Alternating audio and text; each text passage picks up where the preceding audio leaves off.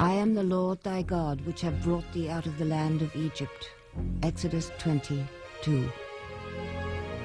3,500 years ago, the Bible tells us, one of the greatest events in history took place on a mountaintop in the most desolate region on earth. Thou shalt have no other gods before me. One man, Moses, is said to have come face to face with an all-powerful, supreme being. Thou shalt not make unto thee any graven image. But the historical evidence of this incident seems to have been blown away by the sands of time. People in the desert leave very few traces for archaeologists to follow. Any large group of hundreds of thousands, if that number is even possible in the Sinai, would have left garbage, broken pottery, and so forth. What was the real root of the Exodus? Something that perhaps we're never going to know. Who was Moses? What happened on Mount Sinai? These are but a few of the mysteries of the Bible.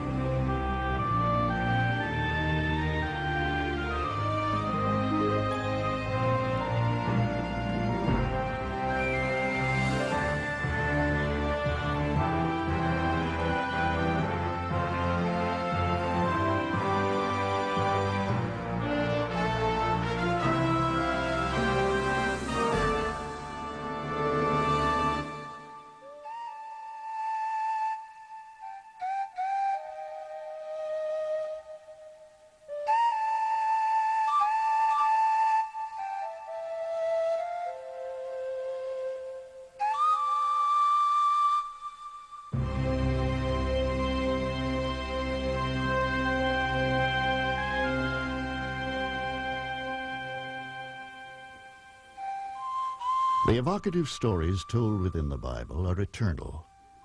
Silent yet eloquent evidence of biblical times lies scattered across the timeless landscape of the Sinai. Much has been resurrected through patient digging into the past, through the discovery of ancient objects that frequently prove the Bible's authenticity. But some secrets may never be uncovered, frustrating the scholar, the archaeologist, and the historian. Scant evidence remains of one of the greatest of all biblical stories, the enslavement of the Hebrews in Egypt, their redemption by Moses, and the receiving of the Ten Commandments. There has always been the hope that archaeology can provide information that the texts do not contain, that there'll be some sort of independent witness to the so-called events of the Bible which will verify them or which will provide the kind of historical information that the Bible doesn't provide. Because of that, there have been for a very long time explorations and excavations throughout the Sinai Peninsula looking for traces of the Exodus. Most scholars do agree on one thing. The Exodus took place during Egypt's 18th dynasty, fully 13 centuries before Christ, when the pharaoh Ramesses II was on the throne. Ramses was the last of the great pharaohs of the Egyptian New Kingdom and was involved in a great many monumental building projects for which we know the Egyptians imported many slaves, and to find slaves from Palestine or Canaan among them would not in itself be surprising. Not content with the enslavement of the Hebrews and fearful of their increasing numbers, Pharaoh issues an edict condemning all their newly born male children to death. It was then, the Bible tells us, that a Hebrew child was born to lowly slave parents. To spare him from Pharaoh's decree, the baby is set adrift in a basket on the river Nile.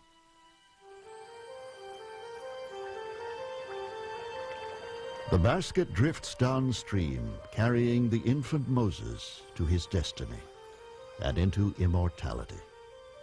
Pharaoh's daughter finds the child and takes him in as her own.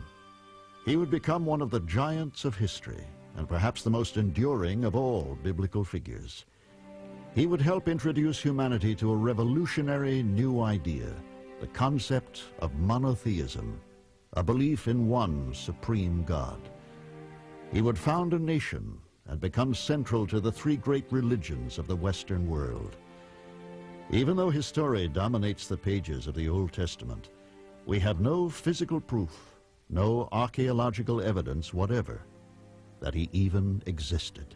If one doubts the existence of Moses as a historical figure, then you do have a problem. How do you explain, then, the origins of Israelite religion if it was not founded by a single individual, as most great religions have been? In short, if Moses hadn't existed, perhaps we would have to invent him. I no more doubt the existence of Moses than I do the existence of Muhammad or the existence of Jesus. We know that there is a considerable amount of questionable tradition that's been associated with all of these figures. But to doubt, therefore, that the figure existed, I think is an unnecessary cynicism. Was Moses aware of his humble origins?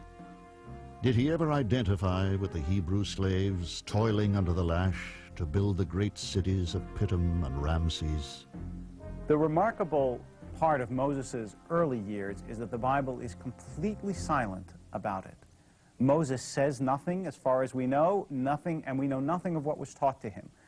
And when he walks out of the palace for the first time that we read in the text, what would you expect him to see? I mean, when you think of Egypt, what do you think of? Pyramids and sphinxes, great, vast, impressive civilization. But it says Moses walked out of the palace and saw the sufferings of his fellow Jews. And that means that Moses was stirred, whatever his early education was about, was stirred not by the visual splendor of Egypt, but by the oppressiveness of that society and the sufferings of other human beings. And it came to pass in those days, when Moses was grown, that he went out unto his brethren, and looked on their burdens, and he spied an Egyptian smiting a Hebrew, one of his brethren. And he looked this way and that way, and when he saw there was no man, he slew the Egyptian and hid him in the sand. Exodus 2:11. So Moses becomes a runaway, a fugitive from his life of luxury and privilege. He heads toward an unforeseen destiny, that of champion of the Hebrew slaves, chosen to lead his people to freedom and nationhood. But until that time was to come, he would settle in the land of Midian, a tribal territory to the east of the Sinai Desert. Most scholars believe that Moses was 20 years old when he escaped from Egypt and went to the land of Midian. For the next 6 decades, he lives his simple life on the fringe of the Sinai.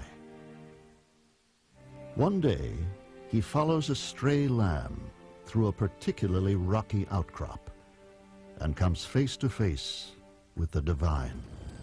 At a place which the Bible refers to as the mountain of God, a voice miraculously speaks to him from within a bush, aflame but not consumed by the fire. God called unto him out of the midst of the bush, and said, Moses, Moses. And he said, Here am I. And he said, Draw not nigh hither, put off thy shoes from off thy feet, for the place whereon thou standest is holy ground. Exodus 3:4. Scholars have long puzzled over the mystery of the burning bush, during which God speaks directly to Moses. He tells him that he has chosen him to lead his people from slavery to redemption, to a promised land flowing with milk and honey. You can try to explain the story of Moses encountering the burning bush in naturalistic fashion, as if it's a dry area. The bush had turned bright colors because of the season of the year, or it was so dry it had sort of had self-combustion. I mean, all that's possible. But I think unlikely. It's a sign of the presence of God, what scholars call a theophany. And it shows Moses being accosted by God and given a commission. So God commands Moses to undertake a daunting and seemingly impossible task, the freeing of his people from Egyptian bondage. But Moses is unsure of his suitability for the mission. He has suffered from a speech impediment since childhood. He now uses this as an excuse. O my Lord, I am not eloquent, neither heretofore, nor since thou hast spoken unto thy servant, but I am slow of speech, and of a slow tongue. Exodus 4:10. When he was very young, the Pharaoh worried about this child and whether he would grow up to be a usurper of his throne. And so he put Moses in between, equidistant between a crown on one side and a hot coal on the other, to see if he would crawl one way or the other. And if he crawled towards the crown, Pharaoh would destroy him. Like any child, Moses was drawn to the sparkles in the crown, and he began to crawl that way when the rabbis say an angel pushed him in the other direction, and he touched the coal, which burned his hand. He immediately transferred his hand to his mouth to cool it off, and burned his tongue, which is why later on in the Bible, Moses is spoken of as having a speech impediment. So God says, let my people go that they may serve me. And Moses says, essentially, pick somebody else. I don't talk right, he says. I have a speech impediment. Pharaoh won't listen to me. He comes up with every excuse he can think of. To which God says, not in so many words, Moses, this is not an optional assignment. You have to do this. You don't have a choice. Here we have Moses, a simple shepherd who wasn't even paying much attention to God at the time, is called to be the deliverer of God's people. And he can't even speak well. He's not a mighty orator. He's not a general. He's not a powerful ruler. He's not an emperor. The scriptures say again and again and again that it is not through the powerful that God acts. It is precisely through the weak that God acts. It is precisely through the unexpected, through the small, through the ill-prepared, that God's power can be magnified and shown. Bearing God's message and accompanied by his brother Aaron as his spokesman, Moses returns to Egypt to confront Pharaoh. And so begins an epic chronicle of a people. When we return, a search for clues to the conflict between a mighty Egyptian ruler and the humble shepherd Moses, with his calling to let my people go. Mysteries of the Bible will be right back. We now return to Mysteries of the Bible.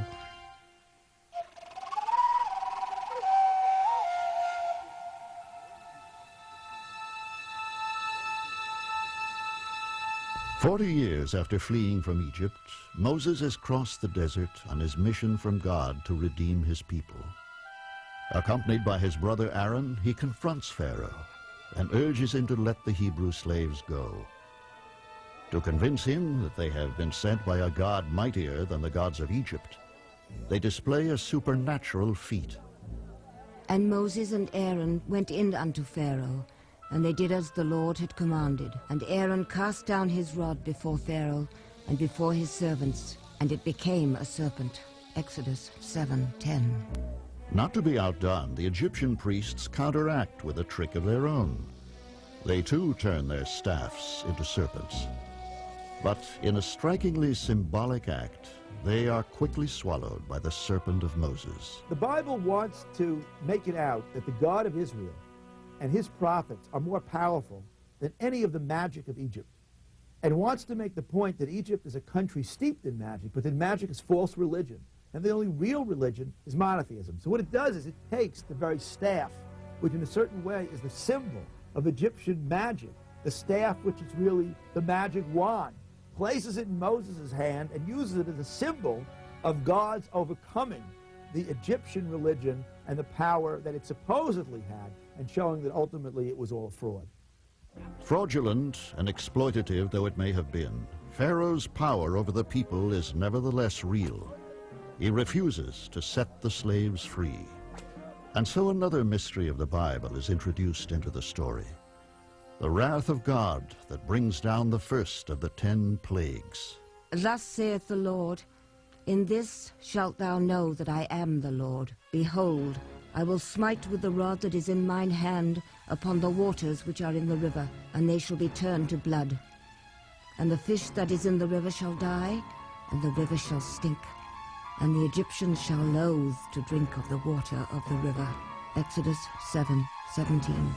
Now, a number of scholars have suggested the plagues are a result of some natural phenomena. For example, a flooding of the Nile, an east wind called the Khamsin, and so forth, that could lead to disease and a discoloration of the Nile and so forth. But of course, the 10th plague is the death of the firstborn. That's very difficult to explain in any kind of naturalistic way. Pharaoh does not heed the warning. Time and again he refuses to free the slaves, and time and again God rains terror and plague upon him and his people. Water turned into blood, followed by frogs, lice, flies, cattle disease, boils, hailstones and fire, locusts, then darkness. Always agreeing to set the Hebrews free, and always renouncing his promise, Pharaoh's heart remains hardened. It is only in the 10th and final plague, when all the firstborn of the Egyptians are struck down in death, that Pharaoh relents. Miraculously, the Israelites are spared this terrible tragedy by obeying God's commandment to paint the doorposts of their houses with the blood of a sacrificial lamb. And the blood shall be to you for a token upon the houses where you are. And when I see the blood, I will pass over you, and the plague shall not be upon you, to destroy you when I smite the land of Egypt. Exodus 12:13. Tens of thousands of Egyptian firstborn perished that night, including Pharaoh's own son. So finally Pharaoh agrees to let the Hebrews go. Some scholars believe he had not been fully convinced of God's power until then, because each of the previous 9 disasters had occurred naturally at some time during Egypt's long history. Could there have been a rational explanation for the plagues? It is not the business of archaeology to prove that miracles could have taken place or did take place. We always have to remember the theology behind the stories. The writers are trying to make a point. God is the God over nature, and therefore miracles can happen. We moderns may or may not believe that, but it's clear that the ancients did believe it.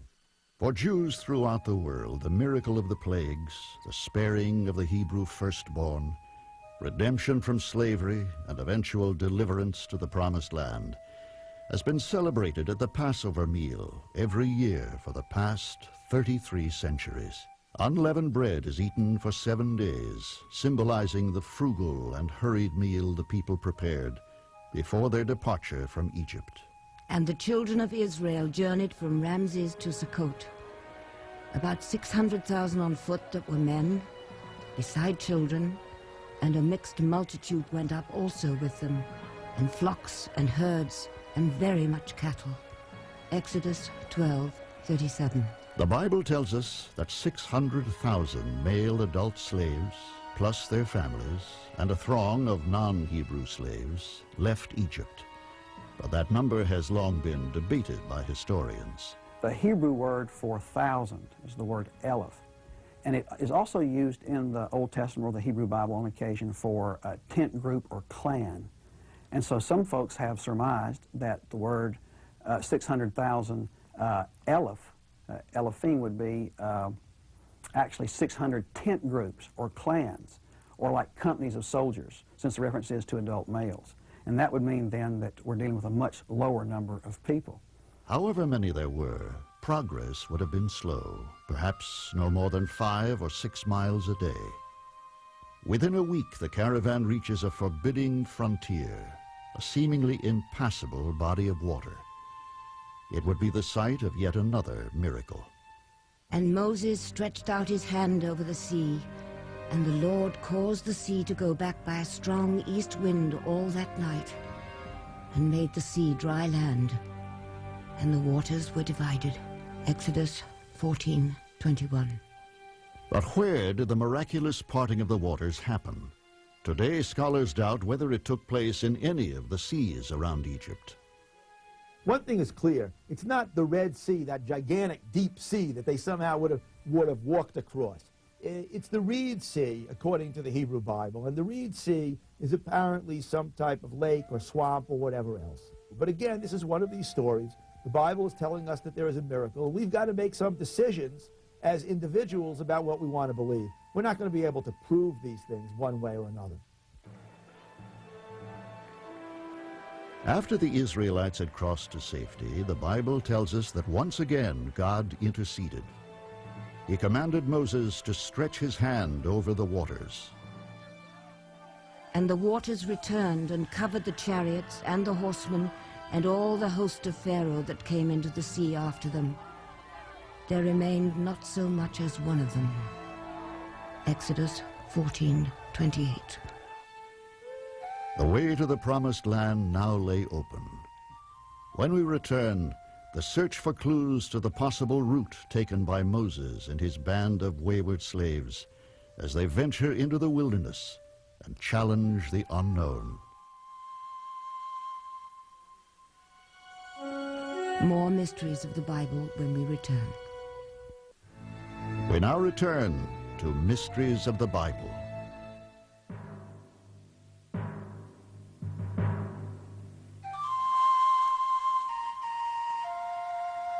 The Sinai, one of the most inhospitable regions on earth. A 260-mile-long triangle of sand and searing heat, of towering granite mountains, of parched, waterless plains and dunes spread over an unyielding limestone plateau. A formidable place. It was through this wilderness that Moses and the people of Israel traveled to reach Canaan, the promised land. But the sands of time have obliterated their tracks. There remains not a single trace of their passing. Not a footprint, not a shard of pottery, not a scrap of evidence, where once, almost 3,500 years ago, the greatest migration in human history took place. Because of a complete lack of evidence, some have even asked, did the Exodus happen at all? There have been for a very long time explorations and excavations throughout the Sinai Peninsula looking for traces of the Exodus. As far as I know, up until now, to this very day, none of that flurry of archaeological and exploratory activity has produced anything that is valid or that can help in this case. Any large group of hundreds of thousands, if that number is even possible in the Sinai, would have left garbage, broken pottery, and so forth. Archaeology can tell us nothing about a large community existing there, and for that reason, most folks think there never was a large community which existed there. It has become one of the most perplexing mysteries of the Bible. Perhaps the lack of clues is due to one enduring factor: the sheer immensity and emptiness of the Sinai. I don't think the mystery of Sinai and the Sinai stories in the Bible will ever be satisfactorily resolved. People in the desert leave very few traces for archaeologists to follow. We need to remember that these are stories. They were stories written by later Israelites to try to explain the reality that they knew of their deliverance from bondage and of their inheritance of the land of promise. I don't think we'll ever be able to confirm them historically or archaeologically, however. But which way did the Israelites head toward the Promised Land? The direct route, the shortest one, would have been the most dangerous. Following their earlier military campaigns into Canaan and other northern territories, there was a line of fortified Egyptian garrisons strung out all along the way. The next best course, across the central plateau, would have been the most difficult. Towering mountains and lack of water would have made it almost impassable. There was only one likely option: a long detour via the south. For they were departed from Rephidim, and were come to the desert of Sinai, and had pitched in the wilderness, and there Israel camped before the mount. Exodus 19:2. 3 months into their trek, the caravan arrive at one of the most important places mentioned anywhere in the Bible: Mount Sinai. We really don't know where that place is. There are many possibilities, a lot of speculation, but there's no way really to know where it was. One of the most likely candidates is Jebel Musa, Arabic for Mountain of Moses. Looming over the desert, the mountain is a striking contrast to its surroundings. A church on its summit marks the spot where Moses is believed to have received the 10 Commandments.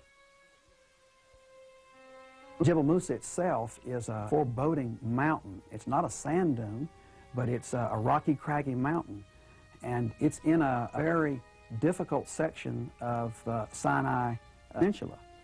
And you can feel like you're almost alone there.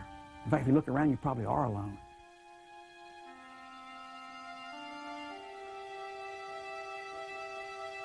During the Byzantine era, that is to say, when Christianity had become the official religion of the empire, a number of pilgrims began to ask, where's Mount Sinai? where's Mount Nebo, and so forth. And Jebel Musa, the mountain of Moses in Arabic, is the place that they were shown. Nestling at the foot of the mountain is the monastery of St. Catherine's.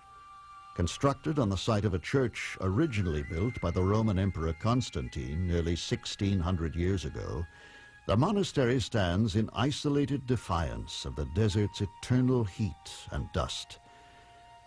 Craftsmen were specially brought here from Europe to spend 20 years sculpting its ornate basilica, chapel, and library. In its heyday, more than 400 Greek Orthodox monks lived and worshipped here. The monastery owes its existence to a wild desert plant that grows in its ancient courtyard. According to the local monks, it is the living remnant of the original burning bush mentioned in the Bible. There is no archaeological proof of the authenticity of that site. It's a Byzantine site, centuries later than the events that are supposed to have happened there. And in fact, the real problem archaeologists have is in connecting the biblical stories of the itinerary of the Israelites through the wilderness with any places that we actually know and have excavated. Of all the sights to be seen at Jebel Musa, perhaps none is more mysterious, nor more compelling that this might well be Mount Sinai, than the strange, completely natural rock formation at the foot of the mountain. It is a haunting image, evocative of a young bull, especially mystifying when we recall that while Moses was away on the mountain for 40 days receiving the 10 Commandments, Aaron and the Israelites constructed their infamous idol, the golden calf, down below. So perhaps this was the spot. We may never know. When we return, a look at events which change the course of history as Moses and the people of Israel confront their God and make their holy covenant with him on a mountain called Sinai. More mysteries of the Bible when we return. We now return to Mysteries of the Bible.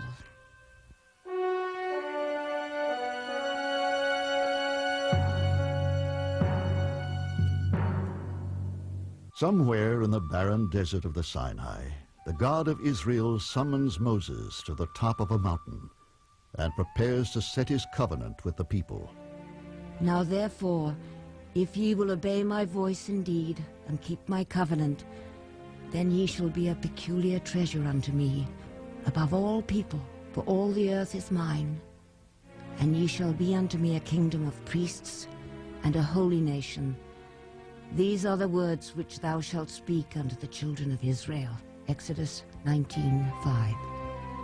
If they will accept his commandments, a binding agreement will exist between God and Israel. They will become his chosen people, entrusted with the task of preserving his laws and of making them known to the rest of the world. And so, on the 3rd day of the 3rd month, to the sound of heavenly trumpeting and a cataclysm of fire, smoke, and earthquake, the covenant is sealed. The 10 Commandments, divinely written by the finger of God, are given to Moses. 10 simple laws containing some of the most profound and revolutionary ideas in human history. They speak of mercy, of justice and temperance, and proclaim monotheism, the existence of only one God, forever severing the Hebrews from the pagan religions that were practiced up to that time. But were they unique? Were they the first of a kind? There are a number of ancient law codes, the most famous of which is called the Code of Hammurabi, which predate the biblical law code and which have similar laws. What they don't have is that theoretical idea that ties all the commandments together, the idea that every human being is divine, irreplaceable, invaluable, and therefore how you treat every individual matters. In Hammurabi's code, for example, there are different penalties for killing somebody who's rich and killing somebody who's poor. In the Bible, a human life is a human life because every human face is stamped with the image of God. But the 10 Commandments do seem to give us an overview of some of the main concerns of Hebrew law. There are the concerns for family sanctity, for example, of preserving the family structure. Economically, the family was an extremely important building block of ancient Israelite society. Your economic well-being depended on the integrity of the family, of passing down from generation to generation the economic life of your family and therefore of your tribe.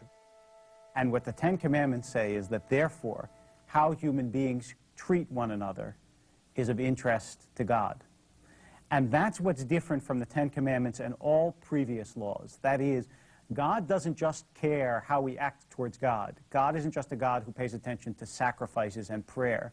God cares if I lie to you, to another human being, and that's what makes it unique. Many scholars have long puzzled over the commandment that strictly forbids the making of graven images. That's a very interesting mystery about the God of the Bible. Why are they never allowed to portray this God in any way? No pictures, no statues, no images. It's a very interesting element of the religion of the Bible, and it serves to clearly differentiate them from the surrounding religions, particularly of the Canaanites. The famous Canaanite god Baal, after all, was frequently portrayed in a statue form. We have some of the statues of Baal that have been discovered by archaeologists. Baal was often depicted in the form of a bull, a symbol used by pagan worshippers throughout the Middle and Near East since ancient times. It would soon play a featured role in the drama at Mount Sinai. And the Lord said unto Moses, Go, get thee down, for thy people which thou broughtest out of the land of Egypt have corrupted themselves. They have turned aside quickly out of the way which I commanded them. They have made them a molten calf, and have worshipped it, and have sacrificed thereunto, and said, These be thy gods, O Israel, which have brought thee up out of the land of Egypt. Exodus 31:7. Most people believe that the golden calf was a substitute for God, but it wasn't. The golden calf was a substitute for Moses. Remember that the Israelites had just come from Egypt, where everything was visible. Egypt was a society that was very dedicated to seeing things. Pyramids, sphinxes, even mummified, even the realm of the dead was made visible. And what is God's message to the Israelites? That the visible is not the realist part of the world. The realist part of the world is the invisible, the intangible. God is the most real thing, and God is that which you can't see. Now, to this people who is used to seeing things, that's a very hard message. But as long as they had Moses there, they could see Moses was the one who speaks to God. So even though we can't see God, at least we can see Moses. Suddenly, Moses disappears up the mountain. Now, the Israelites aren't stupid. They know that the golden calf didn't take them out of Egypt, right? They know that. After all, the golden calf didn't exist 5 minutes ago. But they need a visible symbol of God. They can't get along without that symbol. They're too trained to see things. So they build a symbol of God in the absence of Moses, because they haven't learned yet that the key to worshiping God is to see the reality of the mysterious, of the intangible, of the invisible. The cult of animal worship and the story of the golden calf has led some archaeologists to believe that another site may be the true location of Mount Sinai. Just 45 miles to the northwest of Jebel Musa lies an area rich in copper and turquoise. Known as Serabit el Khadem, this was once a flourishing mining center. First occupied 4,000 years ago, the place once echoed to the sounds of hundreds of laborers who toiled in Pharaoh's service. Mining operations reached their peak during the time of the Exodus. A temple carved from local rock is dedicated to Hathor, the Egyptian goddess of the earth and of minerals. Here, Hathor is mysteriously depicted as a deity with the ears of a cow. Elsewhere, she is seen in the complete form of the animal. Some scholars believe that Hathor is the Egyptian equivalent of the god Baal. The most fascinating archaeological evidence for this can be seen inside a nearby cave. scrawled on a wall more than 3,000 years ago, is one of the most ancient scripts in the world, a form of writing bridging the hieroglyphics of the Egyptians and the later alphabet of Canaan. Scholars debate whether these crude symbols are the forerunner of all the alphabets that developed in the Near East, but one thing they do agree on: the explicit appearance of the words "to bow." Could this have been the biblical Mount Sinai, where the Israelites received the Ten Commandments? Sarabit el-Khadam in the western Sinai is a site that's often mentioned in this discussion. We do have evidence of Egyptian mines there and of Canaanite slaves there who left graffiti on the walls of the mines. These could be understood as the ancestors of the later Israelites, but that says nothing about the location of Mount Sinai. And let them make me a sanctuary, that I may dwell among them, according to all that I show thee, after the pattern of the tabernacle, and the pattern of all the instruments thereof. Even so shall ye make it. Exodus 25:8.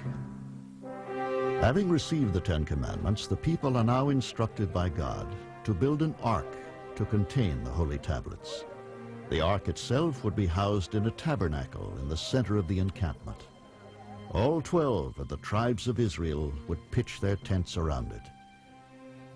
In the middle you have the ark, which symbolizes God's presence.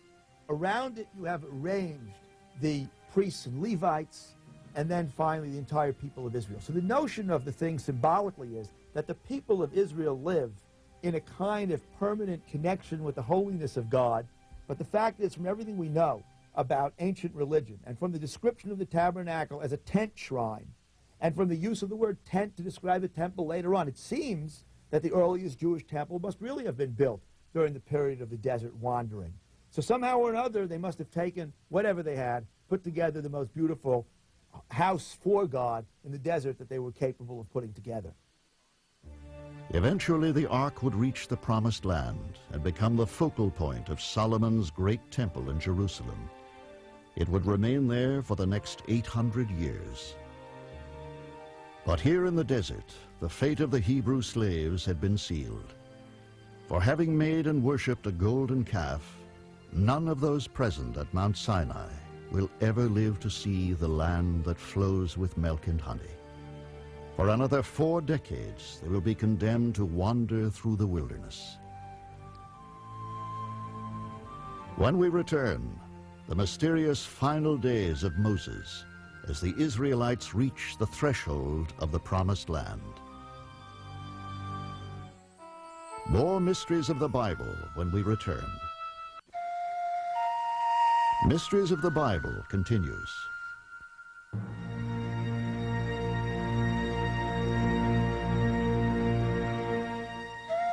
For 40 years, Moses and the Israelites have wandered through the wilderness.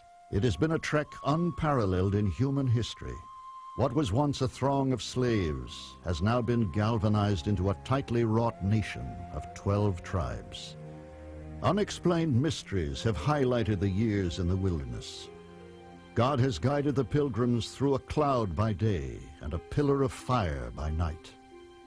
But it has been a difficult passage. Time and again, Moses has quelled rebellion within the ranks of the people, who have been impatient and demanding. Wherefore have ye made us to come up out of Egypt, to bring us to this evil place? It is no place of seed, or of figs, or of vines, or of pomegranates. Neither is there any water to drink. Numbers 25. And the Lord spake unto Moses, saying, Take the rod, and gather thou the assembly together, thou and Aaron thy brother, and speak ye unto the rock before their eyes, and it shall give forth his water. And thou shalt bring forth to them water out of the rock. So thou shalt give the congregation and their beasts drink. Numbers 27. Ironically, it is this deed that has condemned Moses. In a fleeting moment of anger, he strikes the rock in defiance of God, and so has been deemed unworthy of entering the land of Canaan. For the sin of the golden calf, those who originally left Egypt with him have also been condemned to the same fate. But as the older people have died out, a new generation waits to cross the threshold into the promised land. And the Lord said unto Moses, Get thee up into this Mount Abarim, and see the land which I have given unto the children of Israel. And when thou hast seen it, thou also shalt be gathered unto thy people, as Aaron thy brother was gathered. Numbers 27:12. What's really going on here? Why can't he enter into the promised land? One thing is certain, if you look at the biblical account, that it's clear that we're dealing to some extent with a generation gap. One generation disappears. That generation which experienced Egypt and everything that Egypt symbolized wasn't able to go into this new land. And what Egypt symbolized to the Bible, it symbolized idolatry and immorality. The Bible says, well, wait a minute, right? Those who were there in Egypt don't go into the promised land. And Moses apparently gets sort of bitten by this same fate, if we want to put it that way. It's very, very difficult for anyone of my generation, I think, to read that story and not think of that tremendously moving speech by Dr. Martin Luther King, who, like a modern Moses, was, in a sense, the leader of a great movement that taught so many of us so many important truths about God and God's people.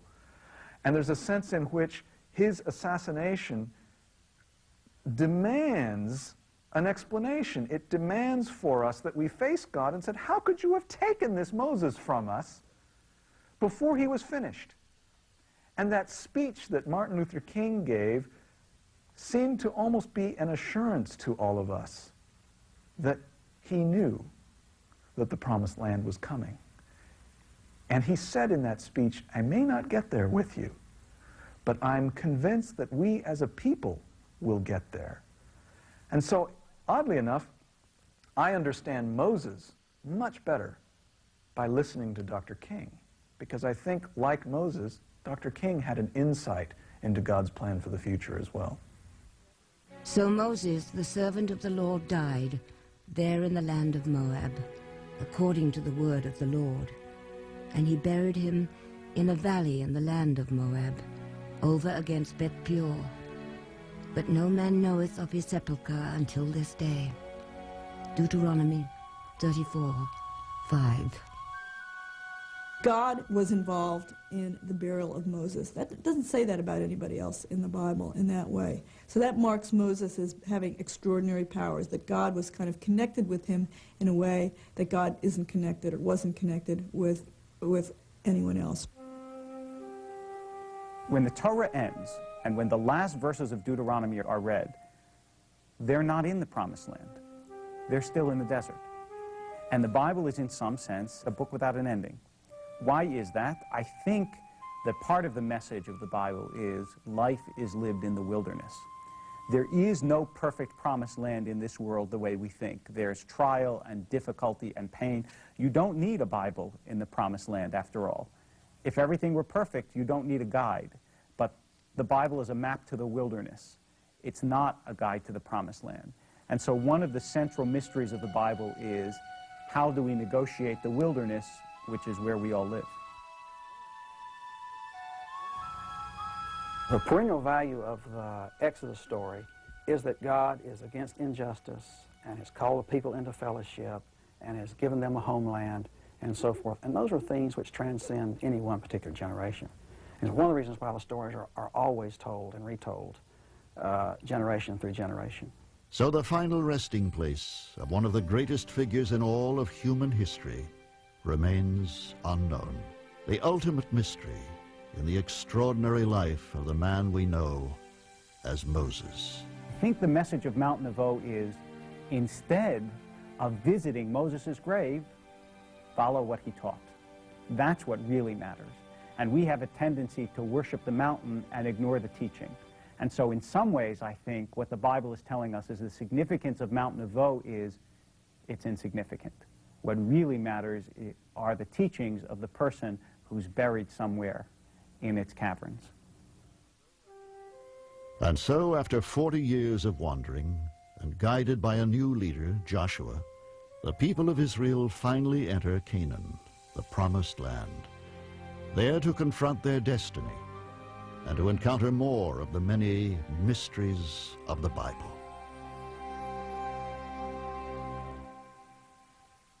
This is the Biography Channel. You want to be yourself, but you're not allowed to be yourself. This is the Biography Channel. I was just beside myself with anger and disappointment. This is the Biography Channel. I'm the only actress he knows you have to pay to keep your clothes on. Reality meets personality, only on the Biography Channel. Biography Channel. What a concept!